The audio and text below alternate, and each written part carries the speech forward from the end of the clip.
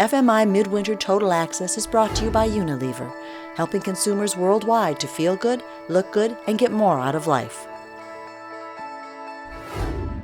Hi, I'm Phil Lempert. We're here at the FMI Midwinter Conference, giving you a look behind the scenes, talking to the people who, frankly, are leading not only this association, but our industry to new heights. With me is David Orgel, Supermarket News' editor-in-chief. Thank you, Phil. And we are here with Fred Morganthall, who is the FMI chairman and the president of Harris Teeter. We're honored to have you here. Fred, it's been, a little more than half a year now or getting close to that year mark on the chairmanship. Can you give us a quick assessment of what you think you're happy with so far and maybe some of the things to look forward to this year as a brief one? You know, first of all, I've been very impressed working with the FMI staff and Leslie Saracen. We're very, very fortunate to have not only Leslie, but the team she's put together. And clearly, some of the success that we've seen at this meeting in terms of attendance and participation is due entirely to that staff. The issues in front of us, I think, are interesting.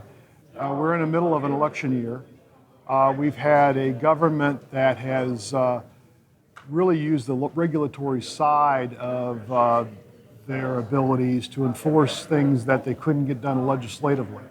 And our FMI government affairs staff has just done a miraculous job of doing the right things for our industry in the face of that. I think the challenge we all have in front of us is they've really started a grassroots effort on the part of our members to get in front of their congressmen and senators to make sure that they understand what the issues are for the grocery industry. And that puts all of us to work a little bit more, and it's not always the most fun thing to do. It's a necessary thing to do if we're going to represent our industry. Right. And also, as chairman of FMI, I think you're probably the first chairman of FMI and certainly one of the few retailers who's also had the CPG background. So you're looking at it, you know, a little differently than most people do, which I think is fabulous because you're able to see both sides of it. So look into the crystal ball. Between now and, you know, the end of this year, besides politics, besides everything, let's talk about the marketing of supermarkets. What do you think might change? First, I just carried a bag for Procter & Gamble for a few years. I wasn't truly a CPG guy.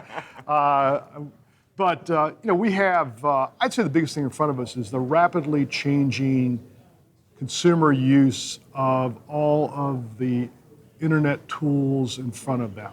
And if it be it Facebook or Twitter or just internet communication, the customer is changing more rapidly than I think any of us understand. And being a little older than some of the folks, it's hard for me to sometimes to keep up. But really and truly, that is changing. I think our reliance as an industry on traditional media is going to change. We're not going to eliminate it, but it's going to change. And how we all balance our capital, our human capital and our investment between the social media side and the traditional media side is going to be an interesting challenge in front of us.